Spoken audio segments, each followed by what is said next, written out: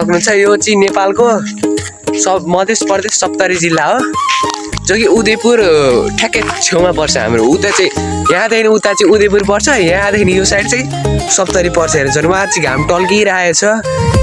हामी चाहिँ यहाँ तोरीको हन्ट हान्न आएको गाई छ। अब चोर्नु त हुँदैन, आफ्नो बारी नि हो सबै। अब के भन्नु, अब गाई चाहिँ हुन्छ आँप गाछी। यहाँ चारैतिर आफै आँप छ गाई चाहिँ। अब आँप भनेको वर्षमा एकचोटि फल्छ, नत्र भने यहाँ चारैतिर आफै आँप रहेको छ। हेर्न सक्नुहुन्छ। तपाईँहरूलाई हामी एउटा बटाई पालेको समेत ठाउँ देखाउँछौँ। यहाँ चाहिँ हेर्न सक्नुहुन्छ बयरको गाछी समेत छ। हेर्नुहोस्, यहाँ चाहिँ बयरको गाछी, जो कि अहिले बयर फल्ने बेला त भयो, तर बयर फलेको रोइने छ। अब हामी चाहिँ फिर्केर उता जाँदैछौँ। उहाँलाई चाहिँ स्टुडेन्टहरू आउँदो रहेछन् गाई चाहिँ, उहाँहरू सक्नुहुन्थ्यो।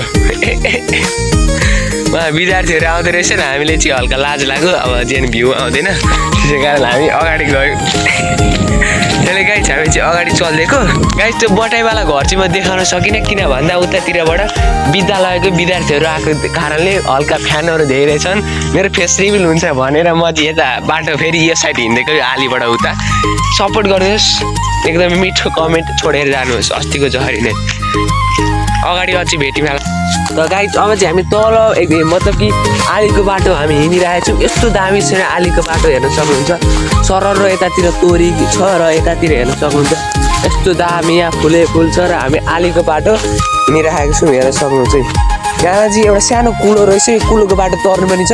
हामी चाहिँ तपाईँहरूलाई एकदमै वहाँ माथि खरायो बनखुरादेखि लगायत हाम्रो गाउँमा जे जे पाइने म सबै देखाउनेवाला छु। हेर्नुहोस्, फुल वाचिङ गर्नुहोस् गाई चाहिँ। यहाँ तोरीको तेल मतलब तोरी त वरिपरि तोरी नि तोरी छ, अरू के भन्नु। उहाँ पर यो जुन यो बने वन देखिरहनु भयो नि, यो सबै भनेको हाम्रो ऊ आँपको गाछी हो गाई चाहिँ। आँप फेरि मालदा बम्बे सबै हुन्छ गाई चाहिँ। र यहाँ चाहिँ हेर्नु सक्नु चारैतिर तोरी नि तोरी छ, तर यहाँ बिचमा के छ, खाली ठाउँ छ। हेर्न सक्नुहुन्छ। यहाँ चाहिँ भर्खर यो किसानहरूले चाहिँ भर्खर यो धानहरू के हो अब के गर्छ त्यसको लागि चाहिँ यहाँ खुल्ला छ। मलाई खासै थाहा नै गाई चाहिँ जे थाहा छ मैले सबै भनिरहेको छु। यहाँ चाहिँ ठ्याक्कै यस्तो बाटो चाहिँ यहाँ चाहिँ फेरि कुलो रहेछ।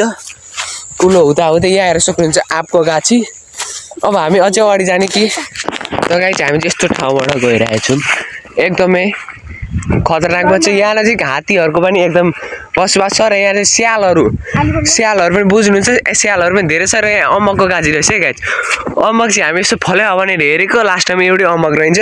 गाछी सायद सानो भएर होला, हेर्न सक्नुहुन्छ। गाछी